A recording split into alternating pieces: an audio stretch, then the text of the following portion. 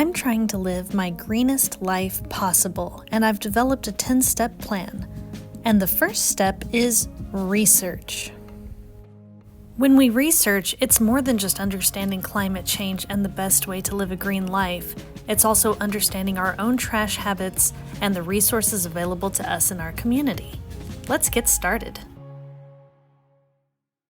So I've had a bunch of people ask me why I continue to pursue green living, even though I know any small change I make is probably not going to make that big of a difference or affect climate change in any kind of way. And there's a bunch of reasons why. So join me on this journey of why I continue to try to live my greenest life possible, even though I know I won't make that big of a difference.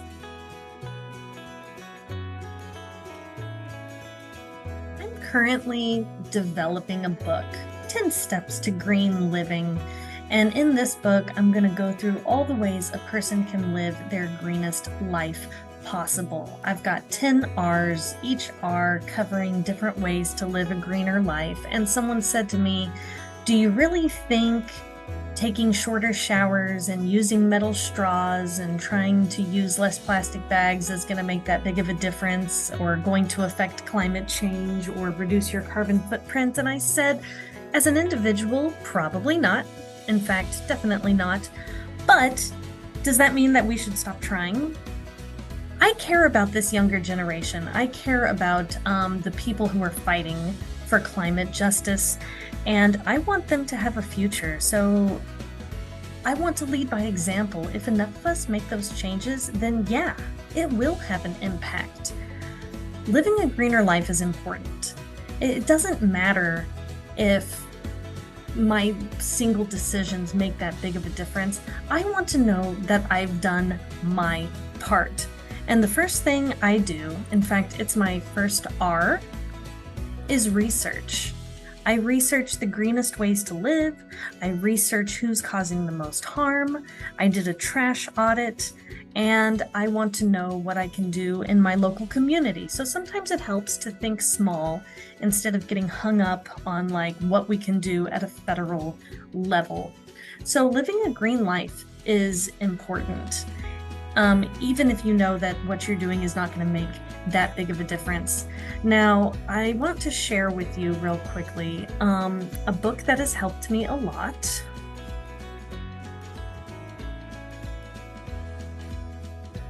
And it's this book right here.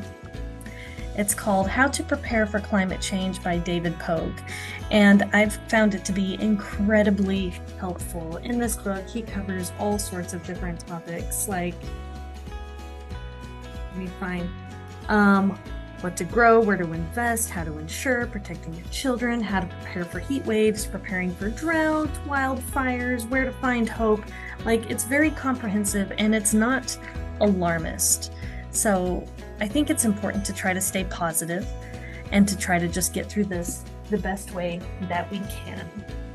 But I've seen a lot of people down on themselves if they use a plastic bag or they use a plastic straw, or maybe they forgot to bring their to-go cup. And I just want to remind everybody that we are not the biggest climate change contributors. Us, the individuals, we are not the ones causing the problem. In fact, it's about 2/3 of the carbon emissions are coming from about 90 companies. So I guess, if you round up, you could say about 100 companies are causing most of the carbon emissions. And these companies are primarily oil-based companies. We are going to have to learn how to wean ourselves off of the oil industry. And burning coal is a big one. Aramco, I've been to Aramco. I lived in Saudi Arabia. It's one of the most profitable companies in the world. ExxonMobil. So let's have a look at what it is that's causing climate change. So looking at what's really causing a lot of the climate change, transportation is a big one. And this is not just driving around with your individual car, it's also the shipping of goods and materials. So the more we buy, the more we consume, the more we contribute to this problem. The way we use our electricity Industry is a big one. So again, our consumption, commercial and residential use, and agriculture. So eating less meat can have a significant impact on climate change. Now, why do I care? Why am I trying? Well, there's a lot of reasons. My main one is that I care, like I said, I care about this younger generation. So even if I'm not making a big change by switching to metal straws or trying not to use plastic bags or using my bike more instead of driving a car, I do believe in change, and I believe that if enough people try to make those changes, we can have a serious impact. So I'd like to know, what changes have you made, and what do you think has the most significant impact on reducing our carbon footprint and living a greener life? Feel free to share them. Don't give up hope. Don't become discouraged. And don't listen to the naysayers that say that we can't make a difference.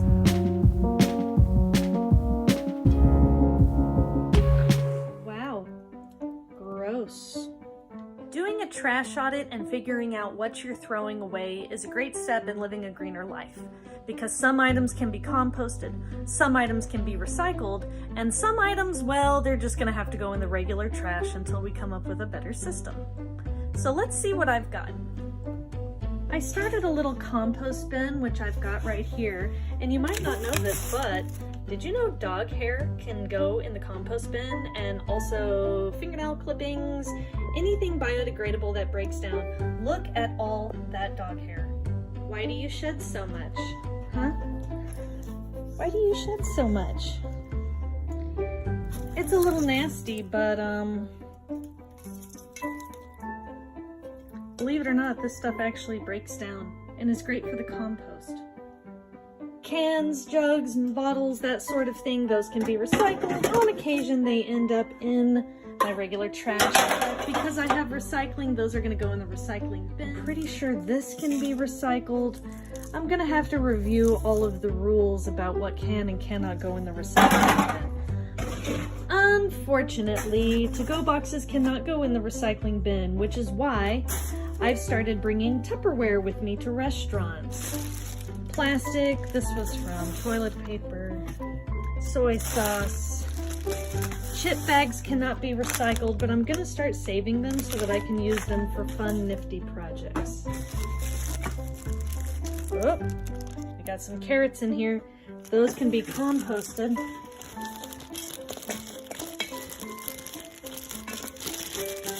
And the plastic, unfortunately, has to go in the trash.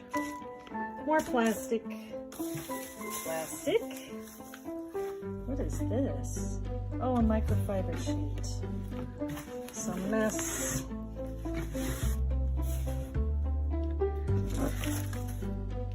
Unfortunately, fast food, wrappers, plastic, that sort of thing. Chip bags. Those are just gonna have to go into the regular trash until I come up with another method for recycling them.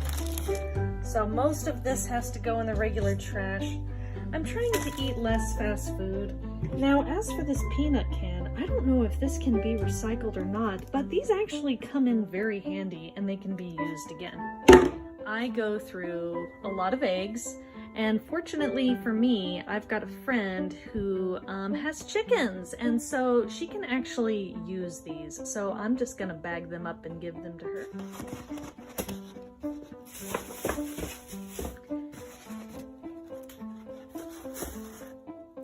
Unfortunately, the recycling bin does not take glass because it can get broken. Most of the glass that I have comes in the form of glass jars. And I save these jars because they actually make for really good food holders.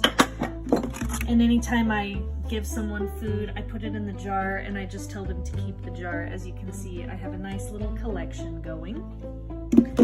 I'm probably going to cancel my recycling service and just start taking everything to the recycling center by myself. Especially the cans, because you can actually make money if you bring in enough scrap metal. I produce a lot of cardboard waste. I've noticed a lot of things come in cardboard. I tend to burn it because I like to have bonfires, but this isn't the best thing to do with cardboard. It's actually better to recycle it. So here I've got some bigger boxes, and I tend to save those because they come in handy. You wouldn't believe how many times I've had a friend say, "Hey, I'm moving and I need boxes," and I'm like, "No problem, I've got you." So if I compost those things that can break down in my compost bin, which I have out back, that covers all of the food scraps, paper towels, tissues, and other items that break down. It's best to avoid meat and grease and things that are going to stink and attract pests. The cans and the bottles I can put in my recycling bin for now. If I end up canceling my recycling service, I'm probably just going to start making trips to a recycling center myself so that I can bring the glass, because right now, unless I box it up and take it myself, it just has to go in the regular trash, or I can save the containers. But I like drinking out of glass bottles more than cans, though using cans is probably a little more environmental. Like I said, I've been burning the paper and the cardboard. Probably not the best method. If you're going to recycle paper, make sure you don't have any of your personal information on there. Also, you can't shred it and bring it to the recycling. So currently, what I've got in my trash can here is just mostly plastic waste, because we haven't found a good solution to recycling plastic. And that's a goal of mine in the future, is to come up with a good method for recycling, and maybe if I get good enough at it, I can cancel my trash service altogether. So wish me luck.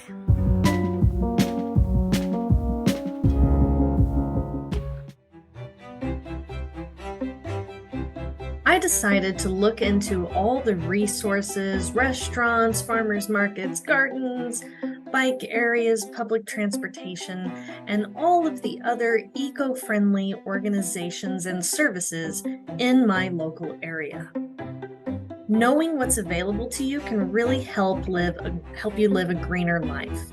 So if you're trying to get involved in the green movement, here are some of the questions you might ask yourself. Where are the local restaurants and businesses? Eating locally instead of going to a chain restaurant puts money back into the community. You support small businesses, and oftentimes these smaller restaurants will have more sustainable practices. So I looked up local businesses in my area and the local restaurants in my area, and there are so many different options, and some of them are just absolutely delicious. So when possible, I try to skip the big chain restaurants and eat and shop local instead. Also, green spaces and parks are not only enjoyable, but they're very good for wildlife and also for pollinators. You can find a list of parks in your area, and you can also look for opportunities to volunteer or help out with these local green areas. I also like that many of them are bike friendly. So get involved with your local parks and your local green spaces and see how you can help. Public transportation is a must for anyone trying to live a greener life, and it's not always easy. The city I live in is not large enough for a proper public transportation system. Right now we have a bus services, and they're really not the best. Unfortunately, the city I live in, it's very difficult to get around without a car. But hopefully in the future, we can invest in better public transportation. Living a green life means more recycling, but you don't want to overwhelm recycling centers with items that can't be given. So make sure you get in touch with the local recycling center in your area to see what they take and what they cannot take. And the same goes for electronics, yard waste, and any other type of trash that you'll be getting rid of. Try to avoid the landfills when possible and look at what other services are offered in your community. I'm always advocating for resale shopping, flea marketing, antique shopping, not just because you can find very unique items for a good price, but also because choosing to shop resale instead of buying new products is a very eco-friendly activity. It puts a stop to the production and transportation process, which requires burning fossil fuels and is just really hazardous. It also reduces waste. Textile waste is a major hazard, and people throw away a ton of good stuff. So look for local resale shops and flea markets.